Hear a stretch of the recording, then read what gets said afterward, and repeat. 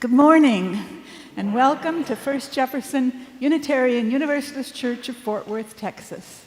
My name is Annie Foerster, and I am minister to this beloved congregation. My name is Reverend, and I'm a member of the Worship Arts Committee, and I'm also a member of the First Jefferson Church for about 42 years.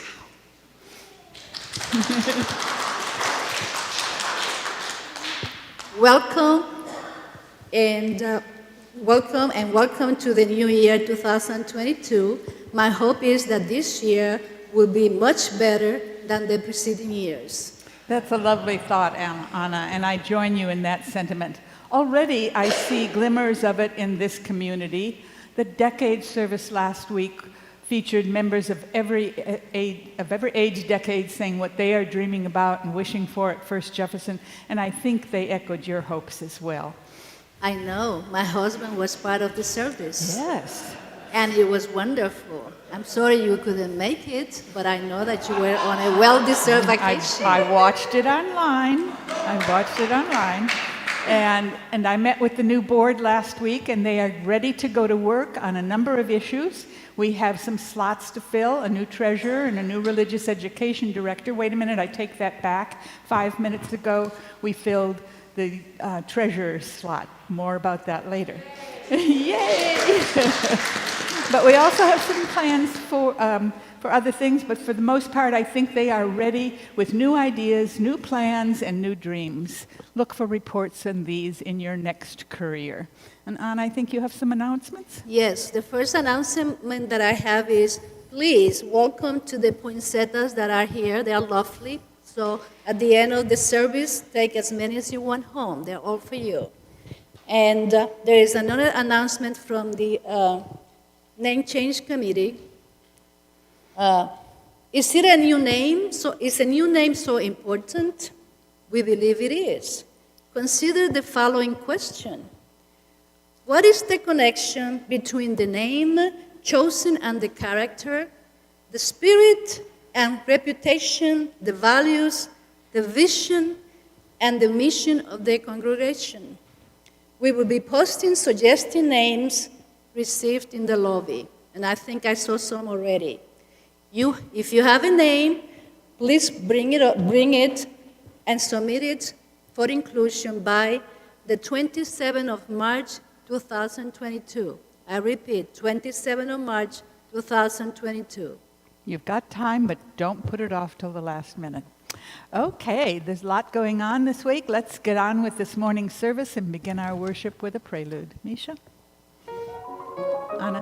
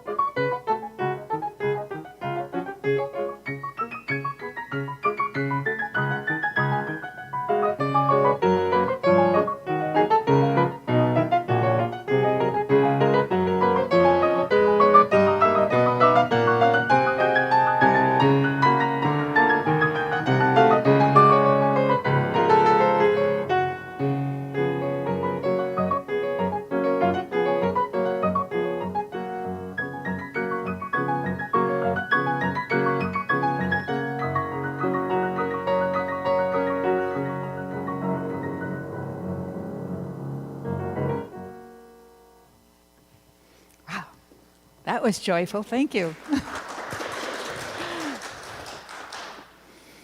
Our call to worship this morning was written by Andrea Hawkins Camper, and I think you begin, Anna. May we see all as it is, and may we all be as we see it.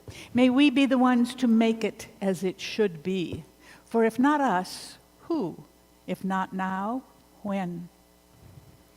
This is the answering the cry of justice with the work of peace.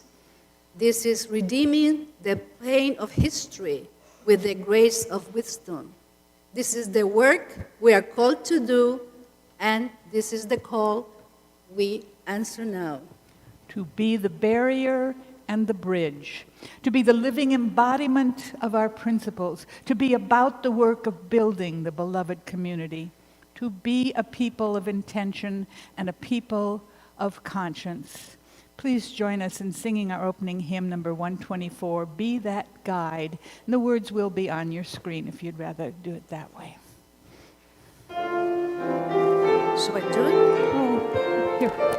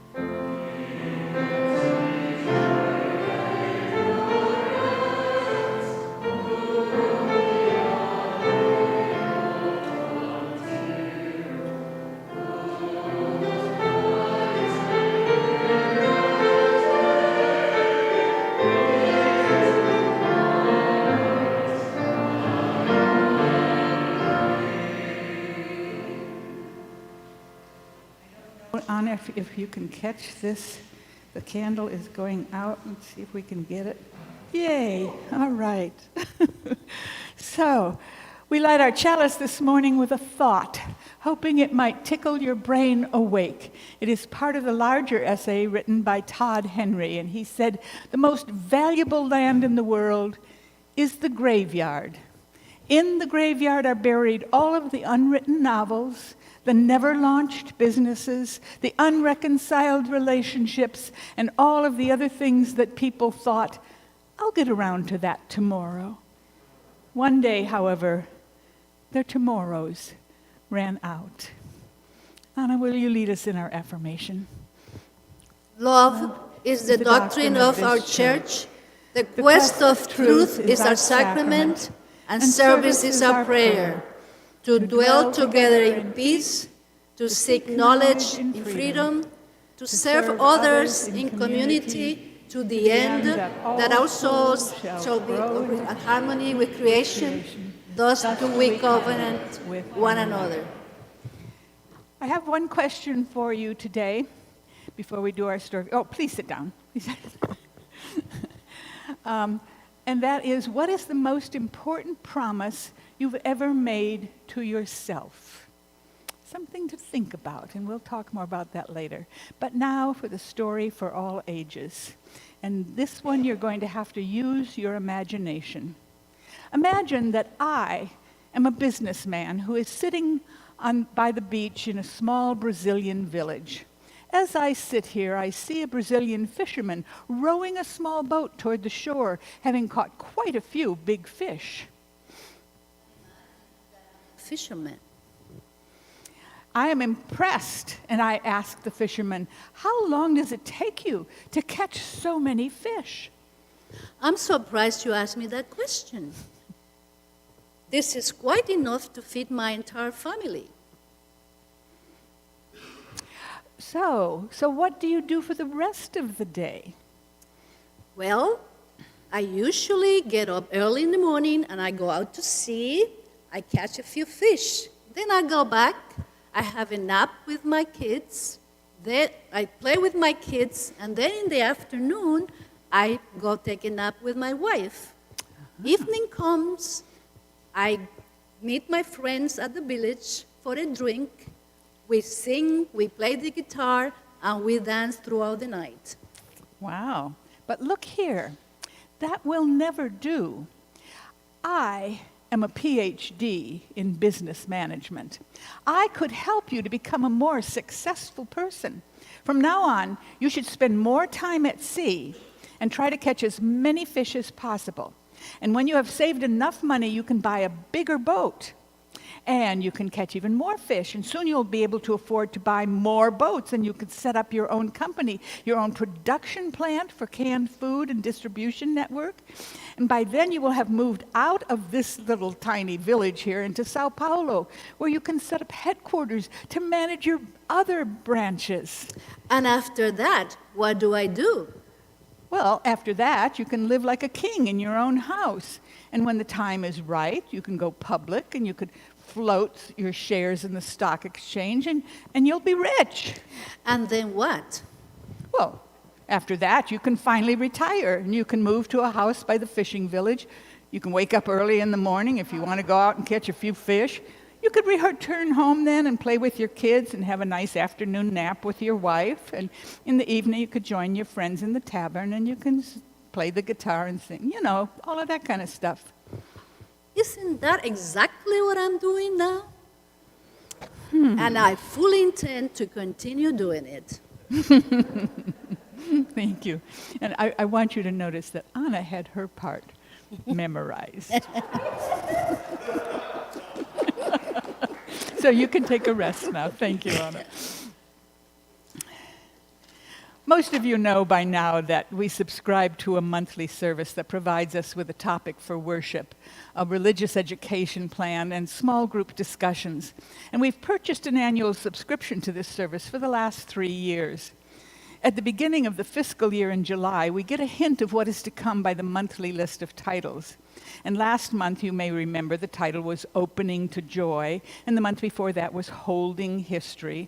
And 2 months before the topic is to be used, we receive full packets of readings and suggestions for further study, questions to ask yourself, hymn selections, choral recommendations, and it is up to each subscriber to use the recommendations as they see fit. I usually start gathering ideas from the title long before the packet arrives, and then I pick and choose the quotes and recommendations that speak to me. And I must admit, it certainly cuts back on the research that I've had to do for writing sermons in the past, reading books, seeking references, finding poetry and music.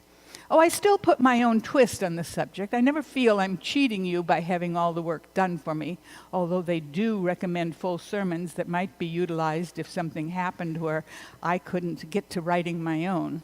But I've never had to do that.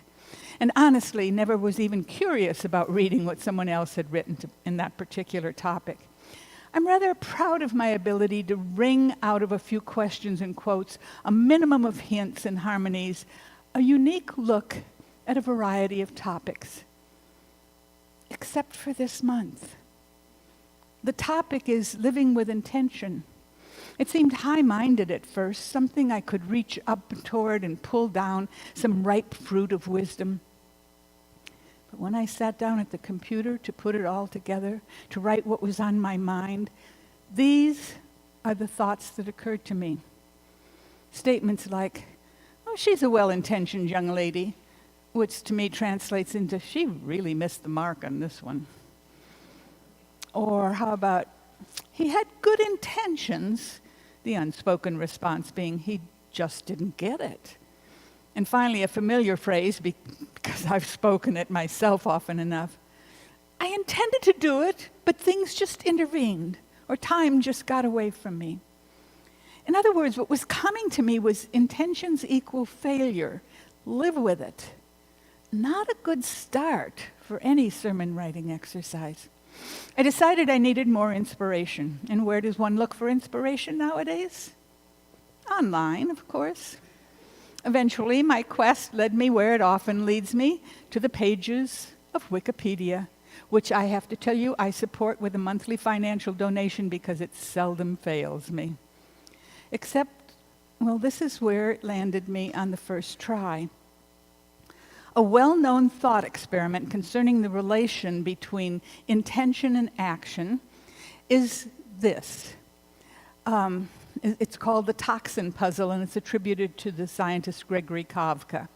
And it involves a billionaire offering an agent $1 million for forming the intention by the end of the day to drink a vial of toxin the following day. Now, the toxin makes a person ill for a single day, but it has no lasting effect otherwise. It does not matter whether the agent actually drinks the toxin the next day. All that matters to the billionaire is that she has the intention to do so by the end of that day.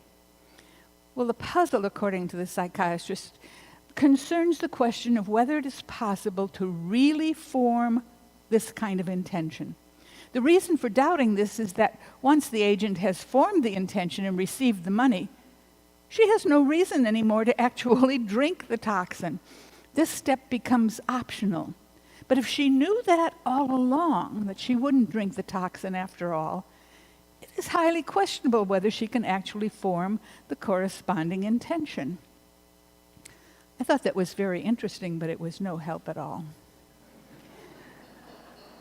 I was at the point of asking the board to close the church this Sunday due to the increased cases of COVID, a weak excuse for not having a service prepared.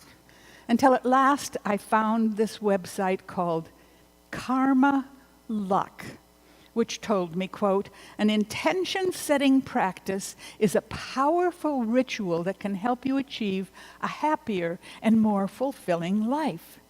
Intentions are, simply put, the things we want in our life." Now, this can be money, it can be deeper spiritual connections, a romantic relationship, better confidence, better health, so on.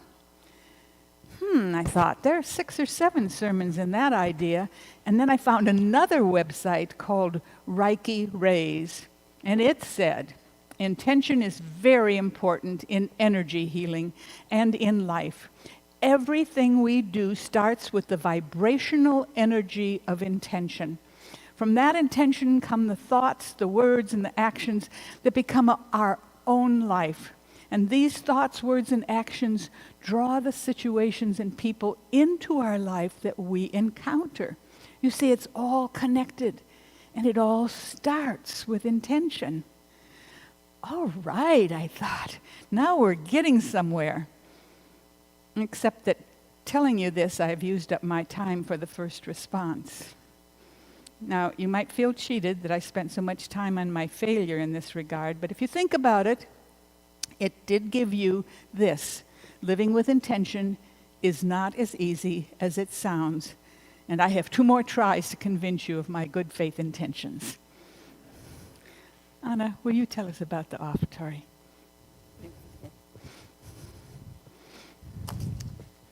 Every week we share the plate with an organization in the neighborhood or the city that share our shared values and convictions. This quarter, January through March, we will be doing something completely different. We are sharing the plate with the Sudbury School and that meets here and with ourselves. Yes, with ourselves. I'm confused. For the purpose of repairing the church's playground. It has not been kept up to date, and it has lots of things that need to be changed. There are dangerous things like the uprooted rebar that someone could strip on and be hurt. There are structures that are no longer function. The church and the school are making a joint effort to fix these problems for the benefit of our children and the school, which is our chief renter. There was much discussion about whether or not we should be sharing the plate with ourselves. But in the long run, the board decided that our current future and the renter's future deserve a property that is fully functional, and that our children are part of the wider community's future, and that we own the future, this care, and concern. So, when the greeters give you the plate, please be very generous. Thank you.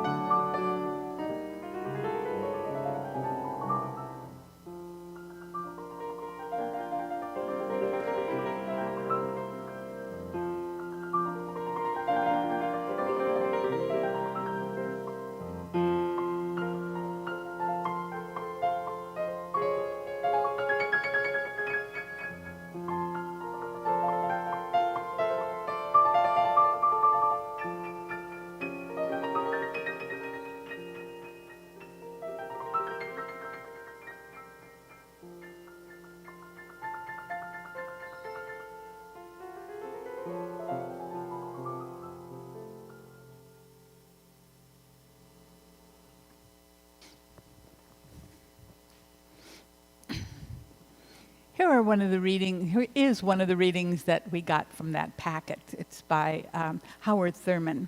And he wrote, "Keep fresh before me the moments of my high resolve. Despite the dullness and barrenness of the days that pass, if I search with due diligence, I can always find a deposit left by some former radiance that I may have forgotten. At the time it was full-orbed, glorious and resplendent. I was sure that I would never forget. And I had forgotten how easy it is to forget. There was no hint to betray what seemed so sure at the time. My response was whole and clean and authentic. But little by little, there crept into my life the dust and grit of the journey. Details, lower-level demands, all kinds of cross-currents. Nothing momentous, nothing overwhelming, nothing flagrant. Just wear and tear. If there had been some direct challenge, a clear-cut issue, I would have fought it to the end and beyond.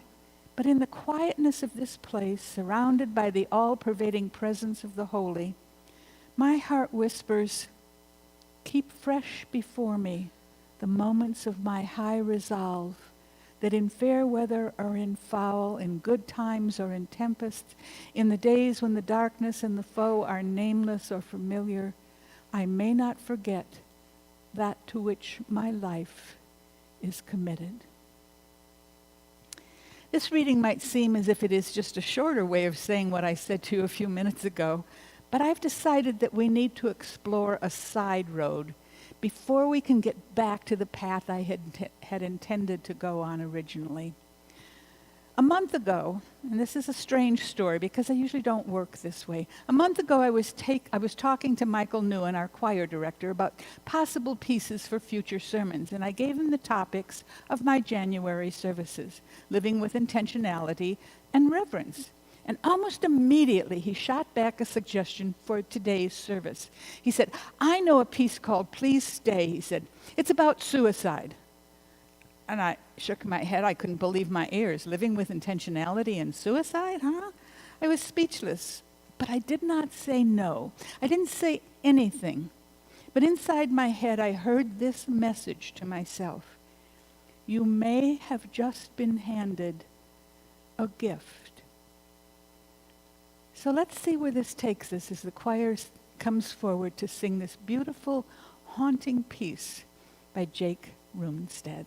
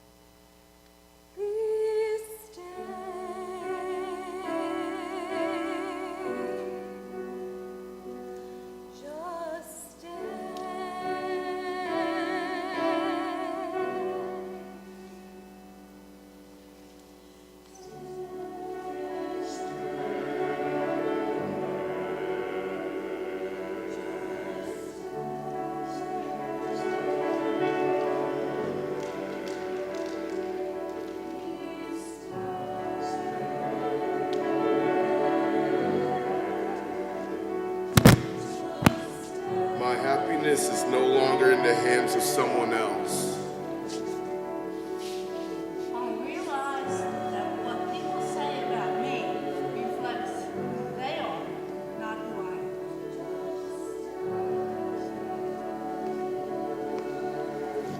You are a work in progress.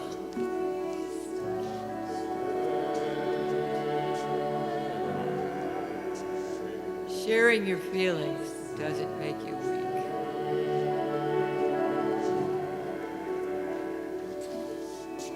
Some days are such a struggle for me.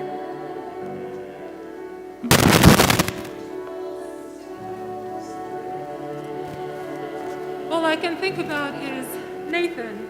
I wish he kept living.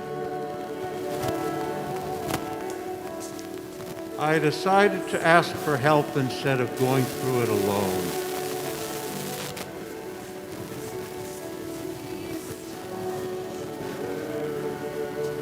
It was hard as hell, but I kept on living. One person took the time to listen and understand. Sometimes that's all it takes.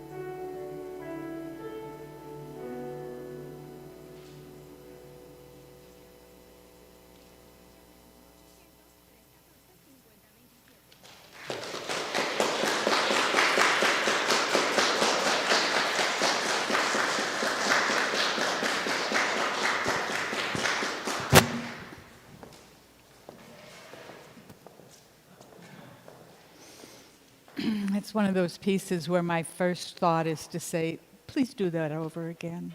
I want to hear it again. There are strands in my own life that connected me to this piece, to this insightful suggestion. First, when I was at seminary, I chose 2 volunteer opportunities that seemed important to me and integrated to me with my future ministries. I recorded textbooks for blind students through an organization called Recordings for the Blind.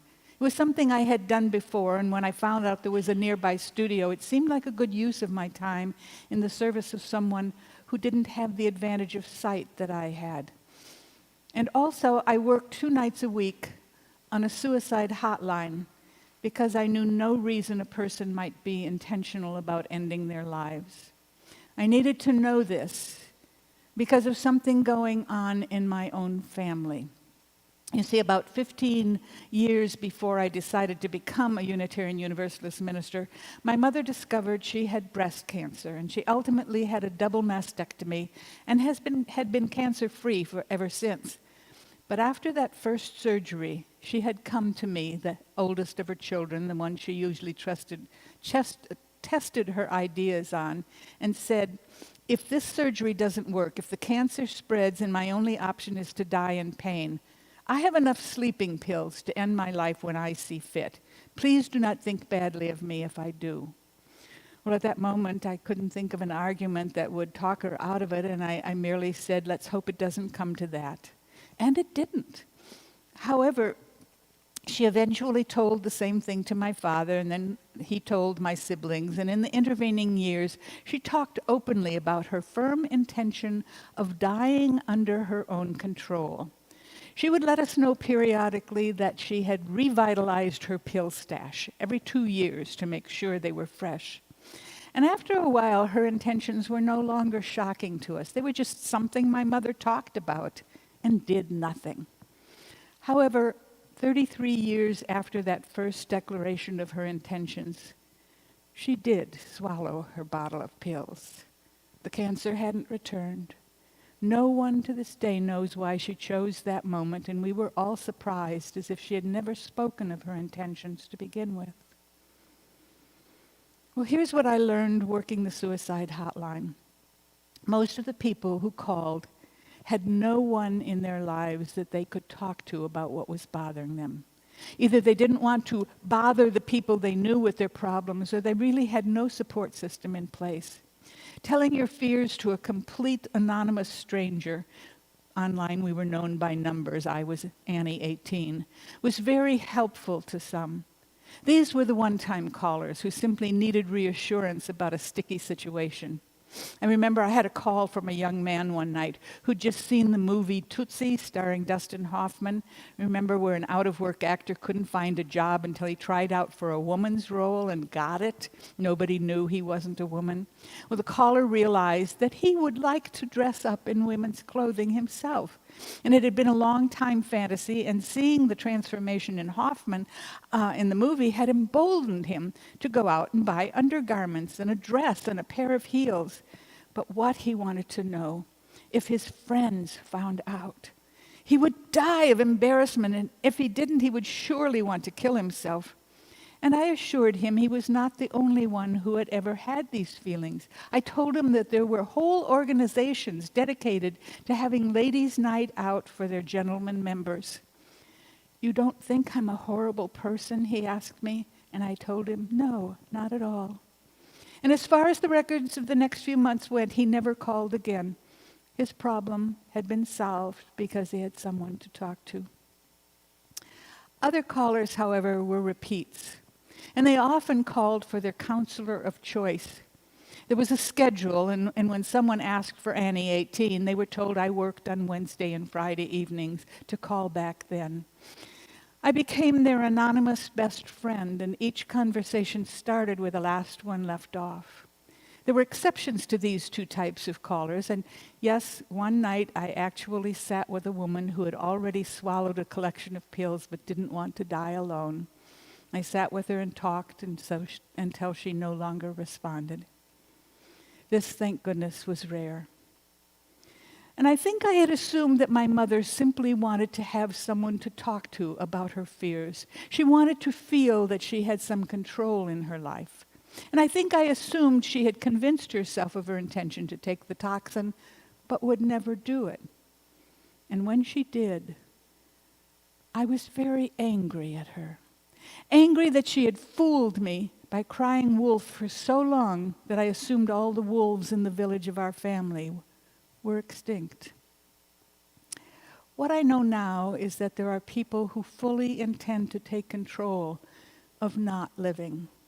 That this is an option we all face at one time or another in our lives. And this living with intention means paying attention, means making the high resolve that in fair weather or in foul, in good times or in tempests, in the days when the darkness and the foe are nameless and familiar, I may not forget that to which my life is committed. And I will have more to say about that. Every Sunday, we celebrate a communion of names and milestones. I have a thought that this may be the last year we can celebrate the anniversary of Roe v. Wade this month. And I mourn that possible eventuality because I know it will not be the end of abortion, only the end of safe, legal abortions. And we have a long way to go to teach new generations about sexuality, about safe sex, about responsibility to their partners, and to future generations so that abortions are no longer necessary except in extreme cases, perhaps of rape or incest or incurable illness. That is my contribution to today's meditation. And I have there's a book that we put out in the lobby outside the sanctuary for people to fill in their stories. This one says, politics is a dirty business, so one must clean oneself with the love for your fellow human beings every day. That was from Dale Husband, and thank you, Dale. That's a beautiful thought. There are many stories that are unspoken in this congregation, stories that perhaps you don't want to share with someone else, or perhaps you're afraid of what people might think of you. For one reason or another, that's perfectly okay. We still are a community that share in the stories of one another, whether they are spoken aloud or whispered to oneself in silence. So let us take a moment to share a silence as we consider those stories that live in this beloved community.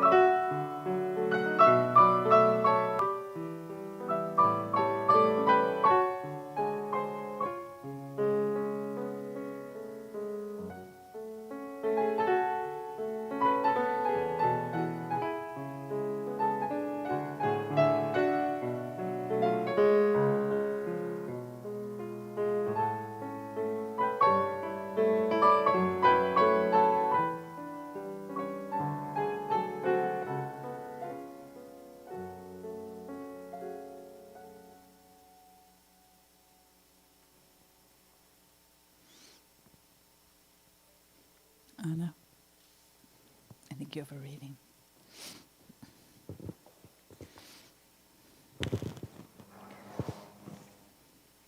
Intentions and Trust by Amy Floyd.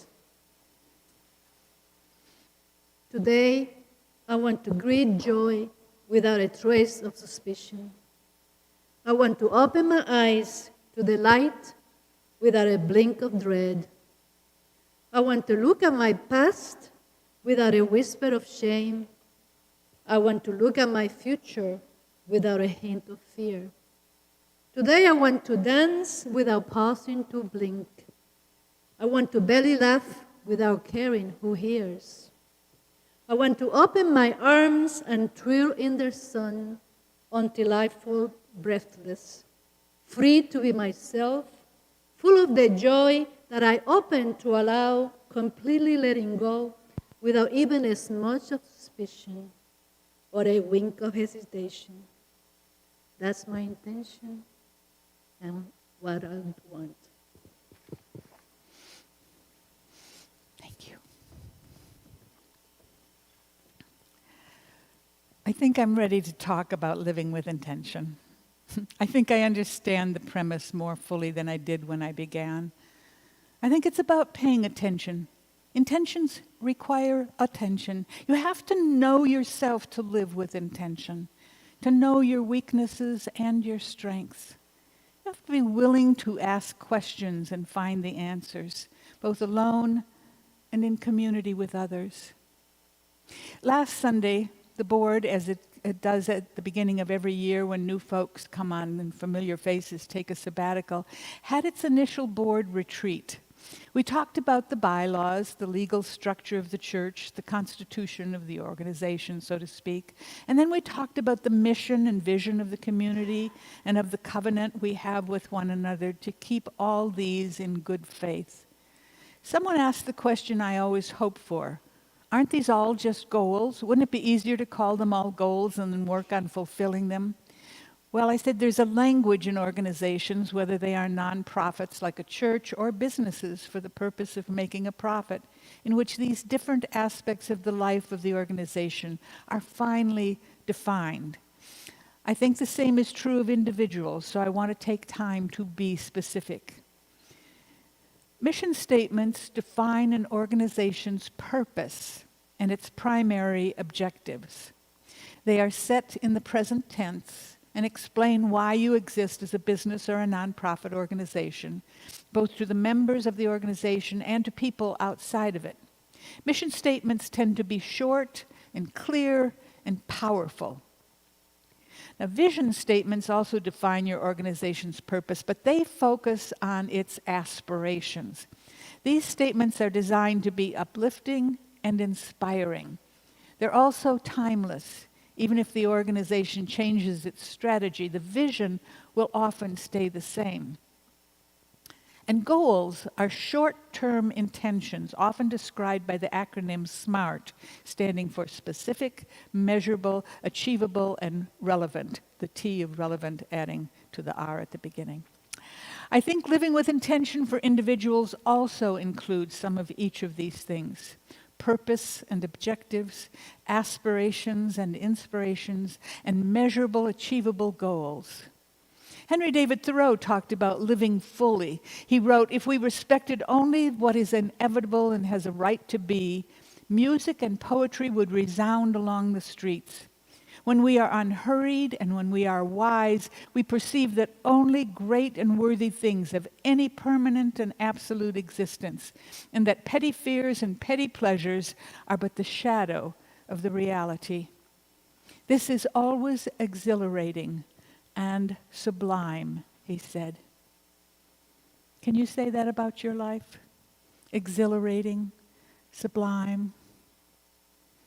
Donna Markova, whose name is less well known, but who has intentionally tried to be an inspiration to people, wrote this. She said, "I will not die an unlived life. I will not live in fear of falling or catching fire. I choose to inhabit my days, to allow my living to open me, to make me less afraid, more accessible, to loosen my heart until it becomes a wing, a torch, a promise. I choose to risk my significance, to live so that that which came to me as seed goes to the next as blossom, and that which came to me as blossom goes on as fruit. There's the definition of living intentionally I was looking for. To live so that that which came to me as seed goes to the next as blossom, and that which came to me as blossom goes on as fruit. Do you remember my question at the beginning of the service? What is the most important promise you have made to yourself? Well, let that question be the beginning of your living intentionally. And if you look at the insert in your order of service, the one that said, do not open until you're instructed to do so, you are now instructed to open it. And I cannot imagine that you have not already glanced at it, but if you hadn't, good for you. You will find a list of 18 questions, that one question I had already asked being the first. Now, don't worry about them now. You are here with your community, and your intention should be to enjoy that. But take them home. Glance at them now if you wish. Look them over for the next few days and weeks. Find a quiet place, a stillness where you can listen to your inner self, and try to answer these questions honestly, even if the answers are frightening or don't come easily. It's a good place to start. Some of them will not even pertain to you. But when you know exactly who you are and who you want to be, you will have a clue of what it means to live with intention. Please join me in singing our closing hymn. I corrected some of the orders of service. It's not hymn 351, it's hymn 352, if you're looking at the hymnal. But the words will be on the screen. Find a stillness. Please stand as you're willing and able.